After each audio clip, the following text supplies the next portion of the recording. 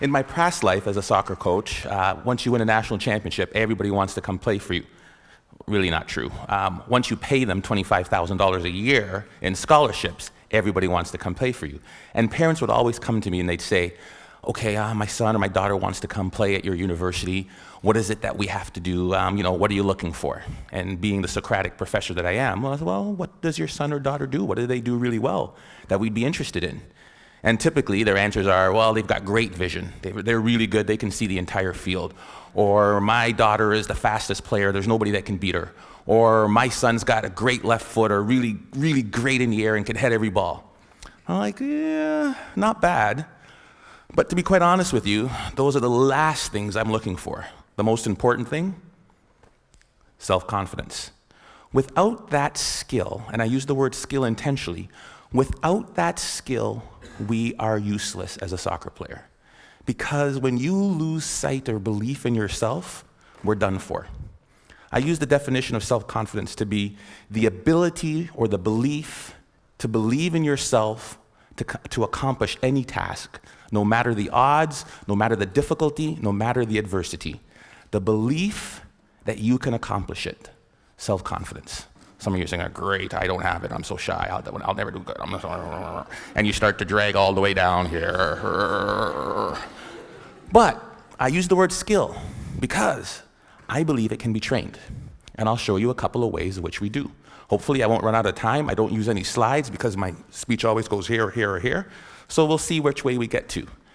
The easiest way to build self-confidence. There's no magic button. I can't say, hey, this plane is going down. Who can fly it? Put your hand up. I can. I'm confident. Repetition, repetition, repetition. Right? What does Malcolm Gladwell call it? The 10,000 hour rule? There's no magic button. I recruited a goalie from Colombia, South America one year. Big, tall, 6'3" man. He had hands like stone. I thought he was like Flipper. Every time I throw him the ball, down onto the ground. I was like, oh my God, we're in trouble. Simple solution. Get to the wall, kick a ball against the wall and catch it. Kick the ball against the wall and catch it. His goal was 350 a day for 8 months. He came back, his hands were calloused, the moisture on his hands were literally gone. He is now playing in Europe. Magic? No. Repetition, repetition, repetition. The problem is we expect to be self-confident, but we can't be unless the skill or the task we're doing is not novel, is not new to us.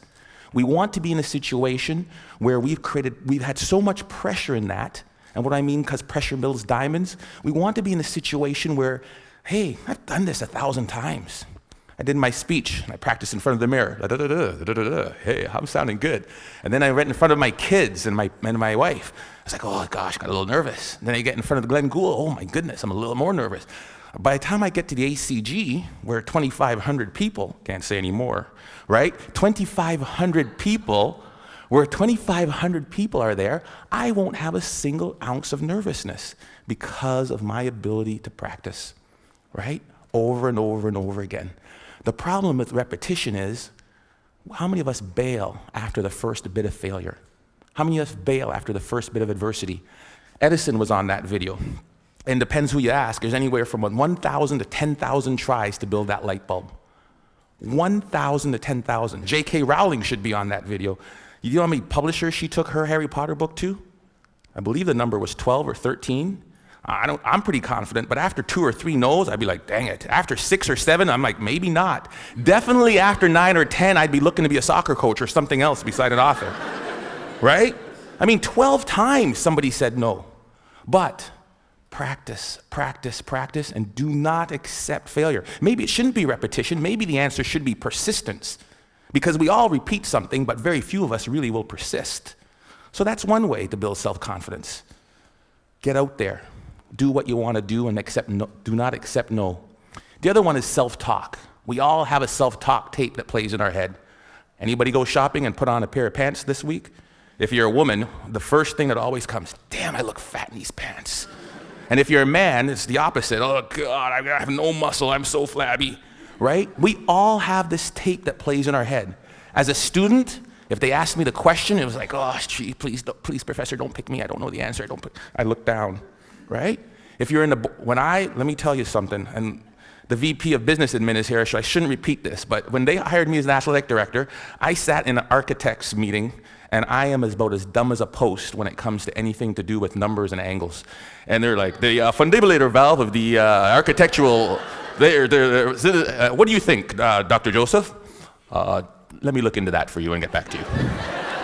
Right? I was saying, oh, God, please don't ask me. Please don't ask me. We all have this negative self-talk that goes in our head. Guess what? There's enough people that are telling us we can't do it, that we're not good enough. Why do we want to tell ourselves that? We know for a fact that thoughts influence actions. We saw it there with the video Dr. Levy showed. Right? We know that our thoughts influence actions. Why do we want to say that negative self-talk to ourselves? We need to get our own self-affirmations. Muhammad Ali, what was his self-affirmation? I am the greatest. Who else is going to tell you? There need to be quiet moments in your bedroom, quiet moments when you're brushing your teeth, that we need to reaffirm, I am the captain of my ship and the master of my fate. That is my affirmation. I came from a school of 1,000 people. I lived in a town of 1,000 people for 15 years. There's no reason that I should be in charge of an athletic department building Maple Leaf Gardens. But I am the captain of my ship and the master of my fate. If I don't say it, if I don't believe it, no one else will. How do you build self-confidence? Get away from the people who will tear you down. There's enough of that. Muhammad Ali, I am the greatest. There is no one better than me. It's a difference between hubris and ego and false pride. It's just reminding yourself in quiet, silent moments. I put it down on a list. It's right beside my mirror, right? About all the things that make me who I am.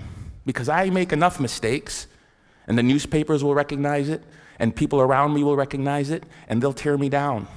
And pretty soon I'll begin to believe it. There was a time when my confidence was really low. There was a time when I took this job, when I came from Iowa, I don't know if I could do it. I had to bring out my self-confidence letter. A letter I wrote to myself when I was feeling good.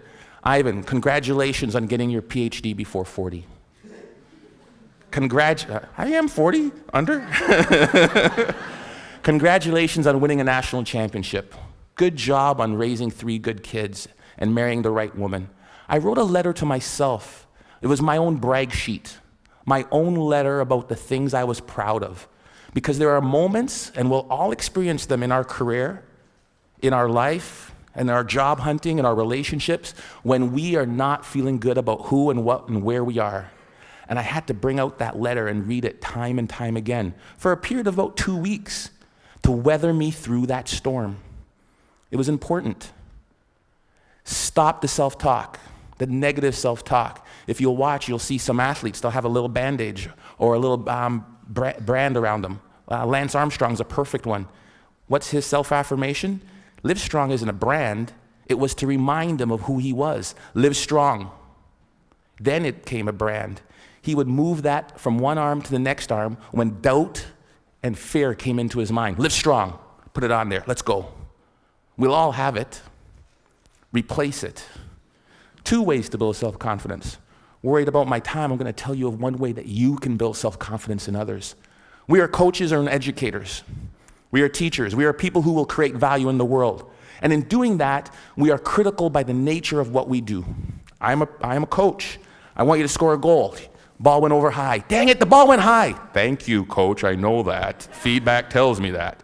So what do? I need you to put your elbow or here. I need you to put your knee over the ball. I need to follow through. Boom, land, great. Notice I never made it as a professional.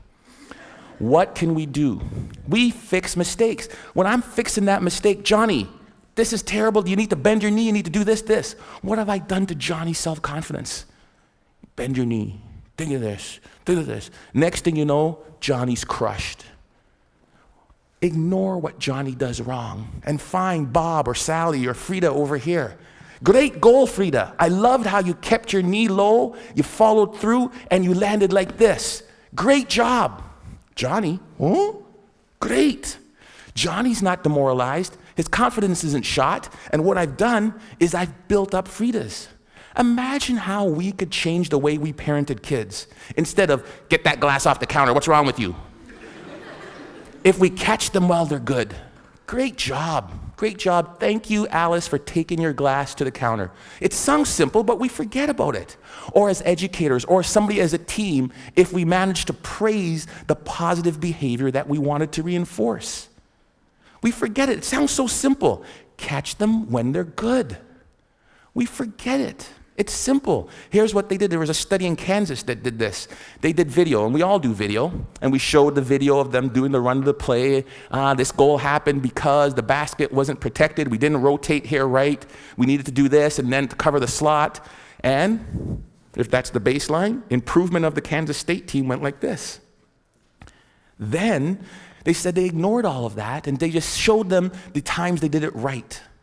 The times they did it perfect, that presented no goals, spoke to the same points, improvement went like that. It changed and revolutionized the way we as coaches interact with our student athletes.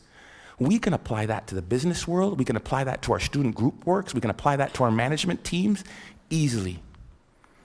Catch them when they're good. Last and certainly not least, my son is really good at this. Self-confident people interpret feedback the way they choose to. I asked my son, who is by the far terrible athlete, gets it from his dad. The games, they win 5-0. How was the game? Oh, great, I scored 3 goals, I got 2 assists. I'm like, I did not see him touch the puck. But he has his own perception of how he did. I love it, right? I'm that guy. I'm like, I remember when I was taking when I met my wife, it was in the Commons. Polly, would you like to go to the movies? Ladies, dingle, dingle, dingle. And she goes, no. I ask her again, because I think that she just hasn't seen me in the right light. Maybe that's not the wrong shirt on, right? Because I'm interpreting that the way I want to interpret it. Finally, I ask her out again. She gives me this one comment, right? Or she sent it through her friend, because that's the way you did it back then. She wouldn't date you unless it was the last person on Earth, that hell was freezing over, there was a small chance we had to save the planet Earth. Some people's like, there's no chance. I'm like, you're saying there's a chance. Right? Because that's how I'm going to interpret it. If I could give you one thing to take from this, it is, no one will believe in you unless you do. Listen to the words of that video. Here's to the crazy ones, the misfits, the rebels, the troublemakers, the round pegs in the square holes. We're supposed to be different, folks.